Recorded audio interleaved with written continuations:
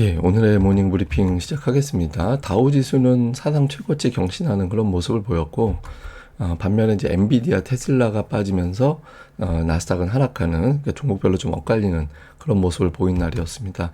한국 관련된 지표는 MSCI 한국 지수가 1.6% 넘게 빠졌고, 야간 선물은 0.35% 하락하는 그런 모습을 보였습니다. 뭐 업종별 차별화 장세가 우리뿐만 아니라 뭐 전 세계적으로 나타나고 있거든요.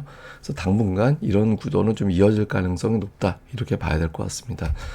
미증시는 뭐 말씀드린 대로 다우는 소폭 올라가고 나스닥과 S&P 500은 빠졌는데, 뭐 업종별로 기술주들이 좀 약세를 보이고, 흔히 얘기하는 이제 가치주들이 올라가면서 업종별로 좀 다르게 움직이는 그런 모습을 보였습니다. 실제로 보면 대형주들 중에서 애플 강보합, 그다음에 알파벳 역시 거의 강보합 수준을 제외하면 메가세븐 종목들이 대체로 좀 부진했죠. 특히 테슬라가 3% 넘게 빠졌고, 엔비디아가 2% 빠지고, 메타도 1.3% 빠지면서 전반적으로 나스닥 지수를 끌어내리는 이제 그런 역할을 했고요. 업종별로도 좀 엇갈림이 있었습니다. 에너지주가 올라갔고 유틸리티가 선전한 반면에 보이다시피 IT 쪽이 1% 이상 하락해서 지수를 좀 전체적으로 막는 걸림돌이 되는, 예, 그런 모습을 좀 보였습니다. 뭐 금리 인하 관련해 가지고 일단 긍정적인 분석들이 더 많긴 하거든요.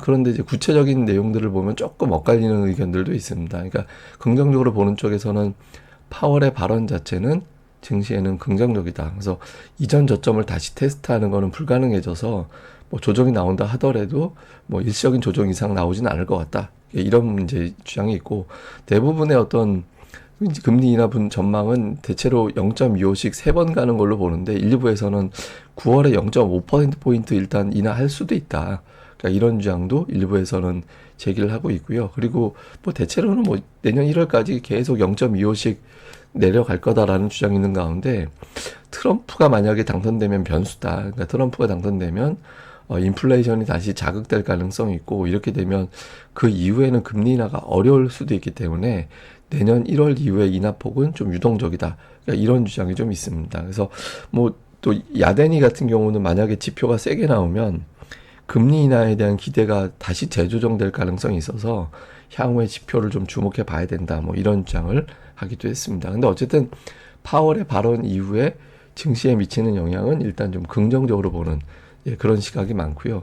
그런데 오늘 조금 투자들이 조심스러워했던 건 그 선거가 열리는 해 9월과 10월은 증시가 좀 약한 그런 경향이 좀 있거든요. 그래서 이게 여기서 좀 증시가 밀릴 수도 있겠다. 그래서 조금 기술주들이 많이 올랐기 때문에 기술주들을 일단 현금화하고 상대적으로 덜 올랐던 종목으로 넘어가야 되는 거 아닌가?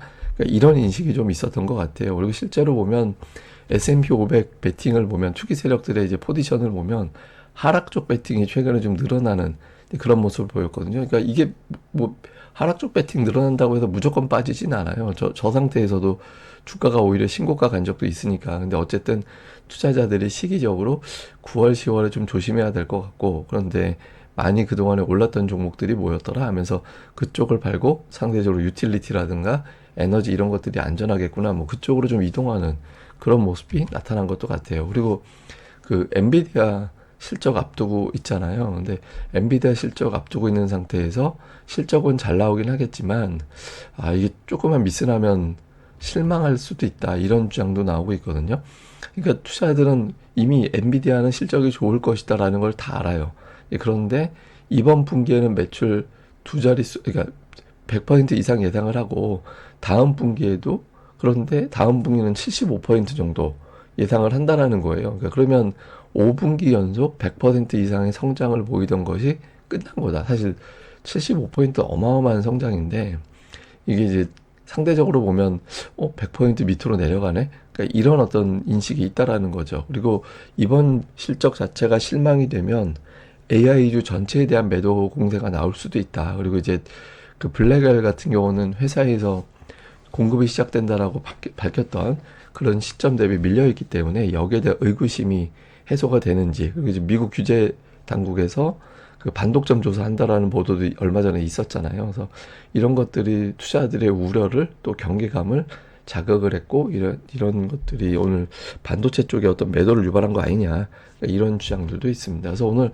엔비디아가 오늘 또 빠졌는데 제가 어제도 말씀드렸지만 130달러를 이상하게 좀 돌파하지 못하는 그런 모습이거든요. 오늘도 초반에는 좋았어요. 그러니까 131달러 넘어가기도 했었는데 결국에는 이제 그 근처 가면 자꾸 거듭해서 이제 매도가 나오는 그런 모습들이 나타나고 있죠.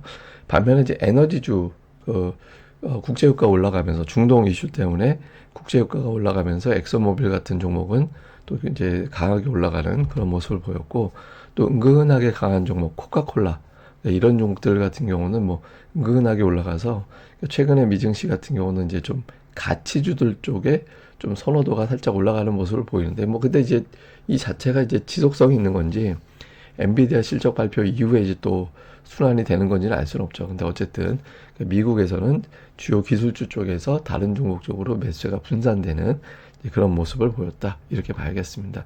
근데 어쨌든 어제 마감 기준으로, 어제까지 기준으로 보면 최근에 한 달 동안에 S&P 500, 메가세븐, 그 다음에 그 동일가중 지수라고 해가지고 모든 종목의 시가총액이 똑같다라고 가정한 지수를 보면 거의 똑같았어요. 예, 거의 똑같이 최근 한 달 동안의 등락폭이 거의 똑같았었거든요.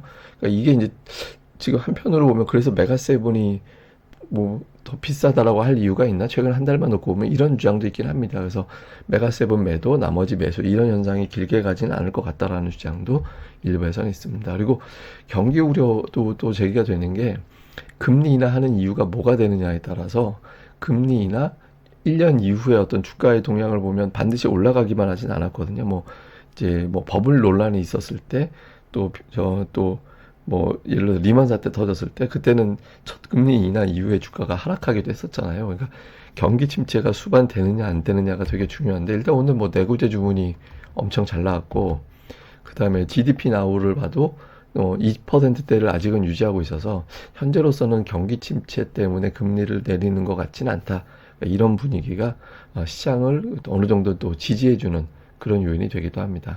자, 우리 증시는 어제 외국인들이 매도했잖아요. 그런데 되게 특이한 게 월요일에 좀 매도를 자주 해요. 그러니까 뭐 8번, 최근 7주 동안을 놓고 보면 5주를 매도하고 2주를 매수하는 그런 현상이 나왔거든요. 근데 매도하고 또 화요일에는 멀쩡하게 매수하는 경우도 좀 있었고, 또 대량 매도해놓고 화요일에는 매도를 줄인다든가 해서 월요일에 좀 수급이 두드러지게 약한, 예, 그런 특성이 좀 있었거든요. 뭐 물론 그렇다고 월요일에 무조건 빠진 건 아닌데, 아마 그 위클리 만기 뭐 이런 것들도 좀 일부 영향을 준 거 아니냐, 그러니까 이런 주장도 있습니다. 그래서 어쨌든 오늘 대부분 보면 월요일보다 화요일에는 좀 수급이 개선되는 그런 특성이 있었는데, 오늘 장에서도 그런 모습이 나오게 되는지, 아니면 이게 이제 도장깨기가 되는지 좀 주목을 해봐야 될 것 같고, 또 어저께 특징적인 변화, 그러니까 LG에너지 솔루션이 121선 돌파했잖아요. 근데 이게 뭐 하루 천하 또는 3일 천하에 그치게 될지, 그러니까 요거를 좀 주목해 봐야겠죠. 그래서 이 저항대 돌파한 게 1년 만이에요. 1년 넘게 121선 아래 있다가 진짜 오래간만에 돌파한 거였거든요. 그래서 이게 새로운 출발점이 될지 한계가 될지 오늘 업종별 순환상 되게 중요한 변수가 될 것 같고, 그 다음에 이제 유가가 빠지고, 유가보단 사실은 이거는 이제 환율 내려간 거에 따른 수혜라고 볼 수 있거든요. 이제 외화부채, 한국은 되게 큰 돈 들여서 들여와야 되기 때문에 달러 이자를 되게 많이 써야 되는 그런 부채가 많거든요. 근데 이제 환율이 내려가면서 그 부분에 대한 어떤 주목도가 있는 거죠. 또 환율 하락에 따른, 또 환율에 대한 어떤 하락으로 수출주들은 또 어제 매도가 나왔었잖아요. 이렇게 이제 환율 변동에 따라 엇갈린 종목군들이 오늘 또 어떻게 돌아가는지. 그 다음에 이제 미국에서 오늘 반도체, 마이크론 테크놀로지도 빠지고 하면서 또 엔비디아도 빠지고 하면서 반도체 내에서도 HBM하고 연결고리가 있는 종목군들이 또 두드러지게 약한 그런 모습을 보였는데, 이게 또 중요한 어떤 지지선 부분에 또 내려와 있어서 여기서 이거마저 깨고 내려가느냐 아니면 돌아서느냐, 이제 호스닥 쪽에서는 주목해 볼 만하고, 그 다음에 또 강세 보였던 종목 중에 약했던 게 또 어제 조선주였잖아요. 그러니까 강한 종목, 장기 낙폭주였던 인터넷, 2차 전지, 그 다음에 환율 하락 수혜주들이 강한 반면에 수출주, 그 다음에 이제 HBM 관련된 종목군들, 이런 것들은 이제 두드러지게 약했는데, 이런 어떤 흐름이 이제 이번 주 내내 좀 이어지게 되는지, 판이 바뀌는지, 이런 것들을 중점적으로 살펴봐야겠습니다. 예, 뭐 요약을 해보면 지금은 뭐 악재가 없고 호재도 없어요. 예, 그런데 이번 주 중반 넘어가면 지표 나오고 실적 나오고 하면서 이제 좀 재료가 또 두드러지게 등장하게 되죠. 그러면서 시속 게임이 계속해서 벌어질 가능성이 높기 때문에 이제 당분간 업종별 수급 동향을 봐야 된다. 근데 이제 일단 한쪽에 시소 게임 탔던 게 2차 전지, 인터넷주 뭐 이런 쪽이었거든요. 요 시소에 좀 수급의 변화가 생길 수 있어서 이 부분 좀 봐야 될 것 같고요. 그다음에 특히 어제 외국인들의 매도가 대량으로 잡혔는데 대규모 순매도한 것 대비 두 종목 매도가 다였거든요. 예, 그러니까 이 종목, 근데 이제 나쁜 시나리오는 두 종목 이외에 다른 업종으로 매도세가 확산되는 거. 긍정적으로 되려면 두 종목에 대한 매도 공세가 완화가 되는 거. 그러니까 이게 단기적으로 시황에 대한 전망의 중요한 잣대가 될 수 있으니까 좀 체크해 볼 필요가 있습니다. 그리고 장기 낙폭주라는 건 대표적인 게 인터넷주, 네이버, 카카오, 그다음에 엔터주, 그다음에 2차 전지거든요. 그러니까 이런 종목군들이 어떤 흐름이 나오게 되는지, 그러니까 이게 이제 시소 게임의 하나의 어떤 현상으로 볼 수 있기 때문에 이게 반대쪽 시소로 넘어가느냐, 요 기준이 또 될 수 있거든요. 그래서 흐름도 잘 봐야 될 것 같습니다.